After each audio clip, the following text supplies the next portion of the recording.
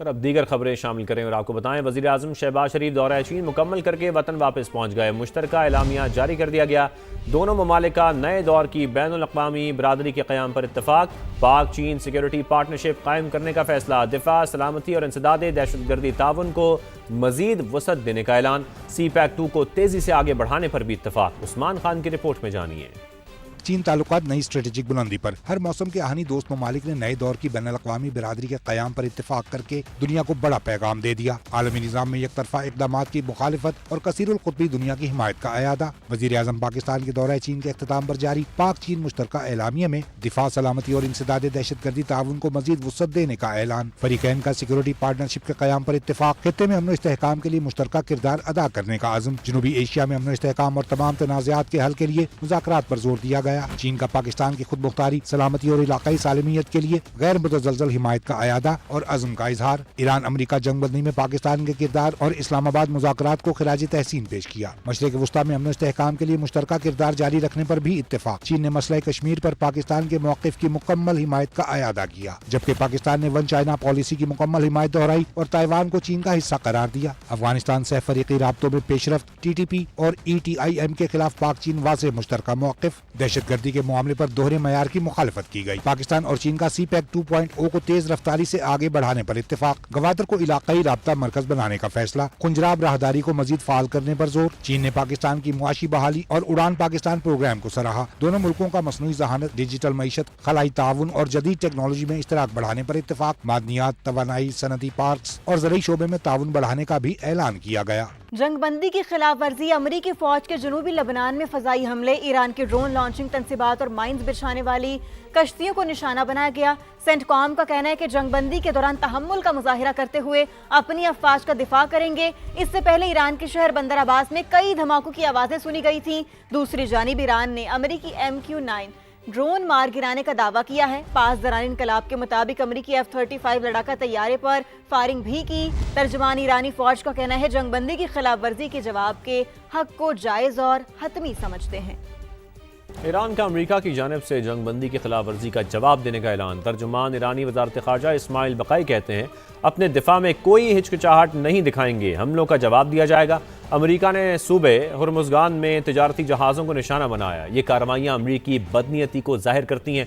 ईरानी अफवाज के सीनियर तर्जुमान अबुल फजल शिकारजी ने कहा दुश्मन किसी भी मुहिम जोई से गुरेज करे, जंग मुसल्लत की गई तो ये खित्ते की सरहदों से बाहर फैल जाएगी।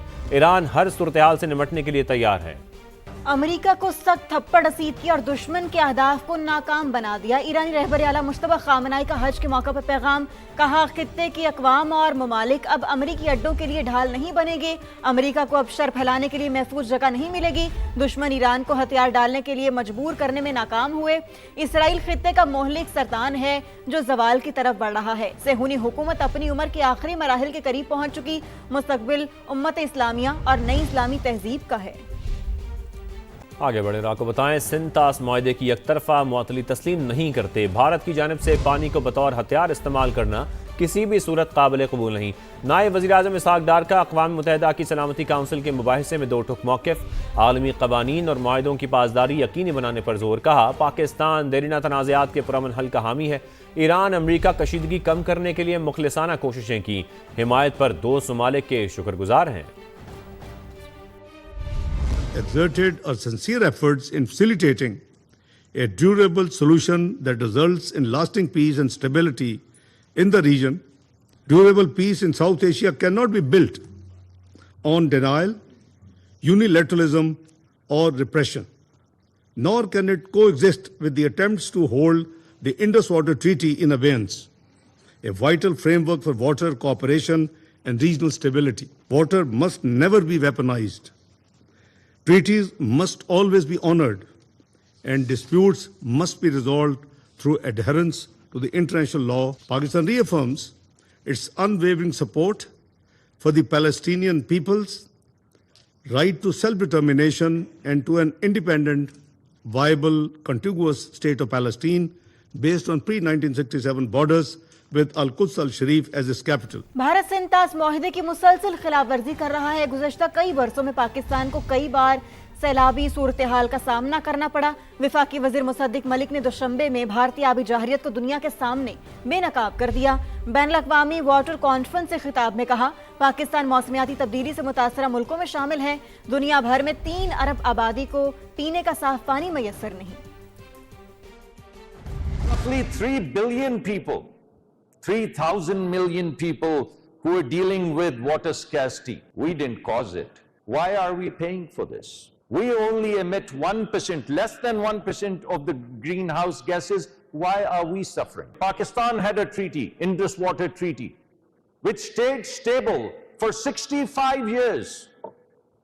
It survived war after war after war between 2 nuclear powers. And yet, last year, this treaty was placed in abeyance. There was no legal provision in the treaty to take any unilateral action, and yet this treaty was put in abeyance. Water is getting weaponized. It is not just about Pakistan.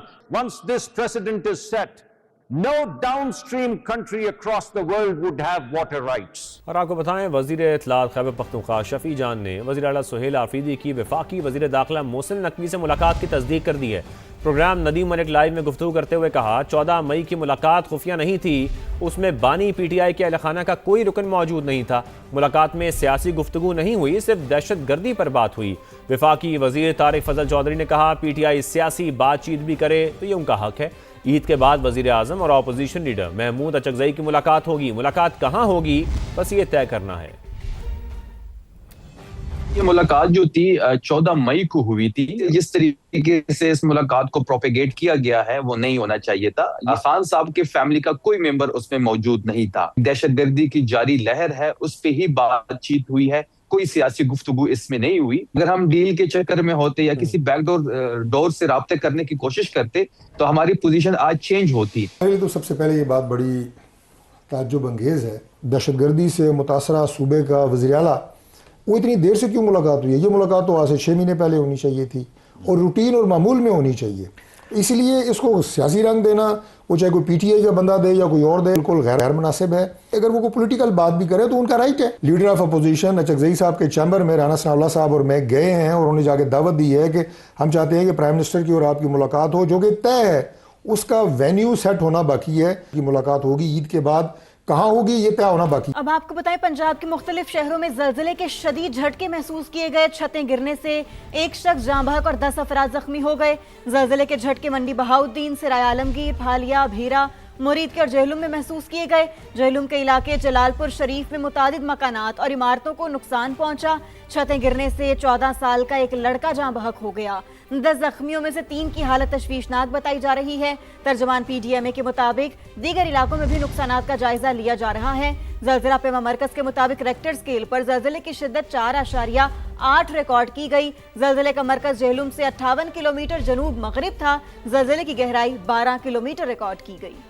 बस आज की रात है, कल ईद है, कुर्बानी करनी है, जानवर लेना है, वक्त कम है और मुकाबला सख्त है। मुल्क भर की मवेशी मंडियों में है बला का रश।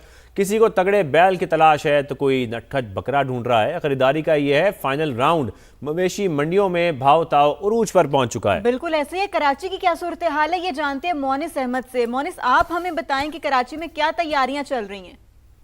FTC की मंडी में मौजूद हूँ। यहाँ पे कई हज़ार जानवर लाए गए थे। जो गाय सेक्शन है वहाँ पे तकरीबन जानवर फरोख्त हो चुका है। इस वक्त मैं बकरा जो सेक्शन है यहाँ पर मौजूद हूँ और यहाँ पे ख़रीदार भी मौजूद है, व्यापारी भी और जानवर भी अभी अच्छे खासे मौजूद हैं।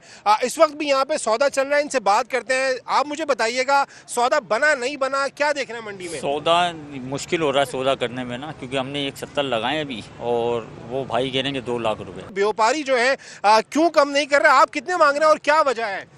हम पहले तो उसके ज्यादा मांग रहे थे, लेकिन जो है अब हमने कहा 2 लाख रुपए का ले जाए, हम भी जाएं अपने घर। तो 2 लाख से भी ज्यादा मांग रहे थे पहले आप? हाँ, पहले हम इसके 2.5 लाख मांग रहे थे। इस वक्त चूंकि चंद घंटे रह गए हैं तो हम ये देख रहे हैं कि जो कीमतें हैं वो कम होने का कराची की मवेशी मंडियों में नाम नहीं ले रही हैं।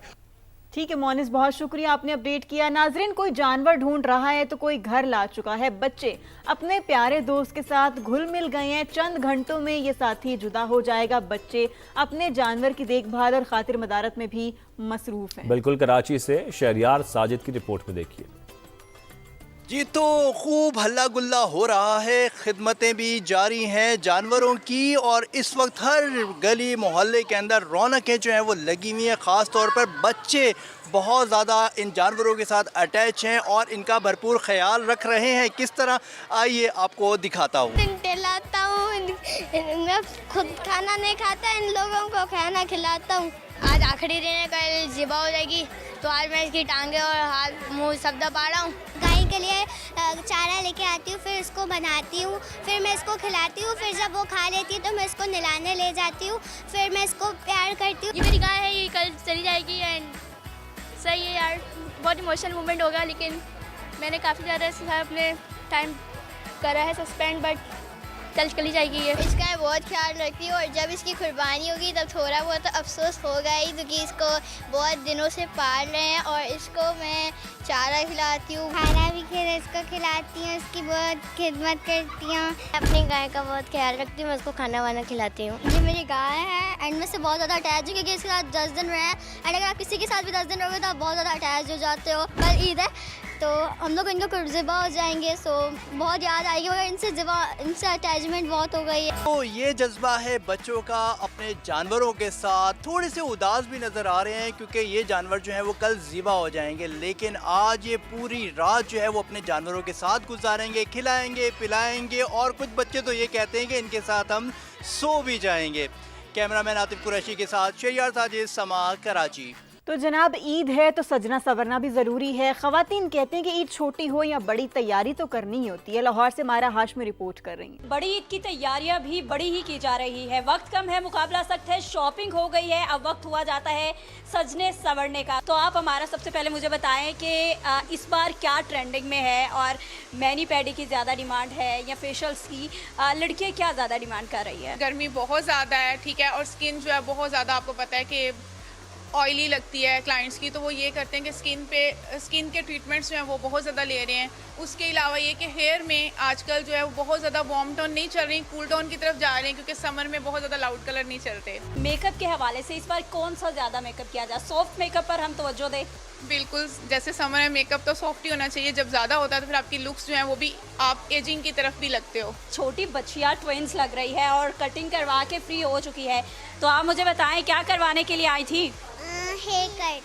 हेयर कट करवाया, बहुत प्यारी लग रही हैं आप। Thank you. अच्छा मुझे बताएं, अब ईद खूब अच्छे से मनानी है?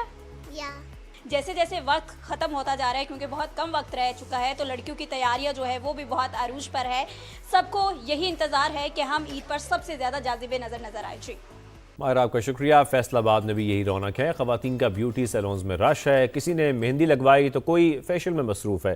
अहवाल बताएंगे रिदा सिंधु। बड़ी ईद की बड़ी तैयारियों में लड़कियां भी किसी से पीछे नहीं हैं। सैलून्स में खूब रश लग गया है, कोई फेशियल करवा रहा है तो कोई मेहंदी लगवाने में मसरूफ़ है, और हेयर कट भी जो है वो मुख्तलिफ किस्म के करवाए जा रहे हैं। पर हम बात करेंगे, आप मुझे बताइएगा क्या कुछ तैयारियाँ कर रही हैं? अभी तो मैं अपनी मेहंदी का वेट कर रही हूँ, और मैंने अभी मैनी पेडी करवाया है और फेशियल करवाया है, बस मेहंदी रह गई है, वो करवा के फिर चले जाना है।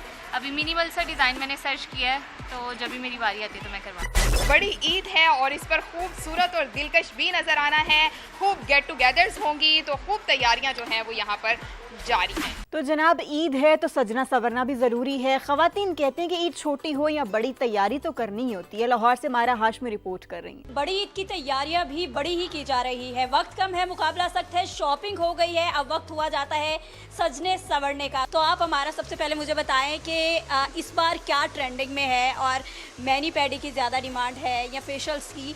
लड़कियाँ क्या ज़्यादा डिमांड कर रही है? गर्मी बहुत ज़्यादा है, ठीक है, और स्किन जो है बहुत ज़्यादा, आपको पता है कि ऑयली लगती है क्लाइंट्स की, तो वो ये करते हैं कि स्किन के ट्रीटमेंट्स जो हैं वो बहुत ज़्यादा ले रहे हैं। उसके अलावा ये कि हेयर में आजकल जो है वो बहुत ज़्यादा वार्म टोन नहीं चल रही, कूल टोन की तरफ जा रहे हैं, क्योंकि समर में बहुत ज़्यादा लाउड कलर नहीं चलते। मेकअप के हवाले से इस बार कौन सा ज़्यादा मेकअप किया जाए? सॉफ्ट मेकअप पर हम तवज्जो दें?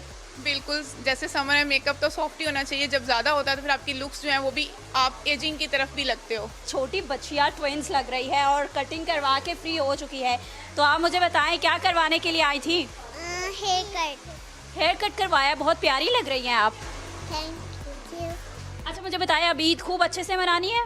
या जैसे जैसे वक्त ख़त्म होता जा रहा है, क्योंकि बहुत कम वक्त रह चुका है, तो लड़कियों की तैयारियां जो है वो भी बहुत अरूज पर है। सबको यही इंतज़ार है कि हम ईद पर सबसे ज़्यादा जाज़िबे नज़र आए। जी माहिरा, आपका शुक्रिया। फैसलाबाद में भी यही रौनक है, ख़वातीन का ब्यूटी सैलून्स में रश है, किसी ने मेहंदी लगवाई तो कोई फेशियल में मसरूफ़ है। अहवाल बताएंगी रिदा सिंधु। बड़ी ईद की बड़ी तैयारियों में लड़कियां भी किसी से पीछे नहीं हैं। सैलून्स में खूब रश लग गया है, कोई फेशियल करवा रहा है तो कोई मेहंदी लगवाने में मसरूफ़ है, और हेयर कट भी जो है वो मुख्तलिफ किस्म के करवाए जा रहे हैं। पर हम बात करेंगे, आप मुझे बताइएगा क्या कुछ तैयारियाँ कर रही हैं? अभी तो मैं अपनी मेहंदी का वेट कर रही हूँ, और मैंने अभी मैनी पेडी करवाया है और फेशियल करवाया है, बस मेहंदी रह गई है, वो करवा के फिर चले जाना है। अभी मिनिमल सा डिज़ाइन मैंने सर्च किया है, तो जब भी मेरी बारी आती है तो मैं करवा। बड़ी ईद है और इस पर खूबसूरत और दिलकश भी नज़र आना है, खूब गेट टुगेदर्स होंगी, तो खूब तैयारियां जो हैं वो यहाँ पर जारी हैं।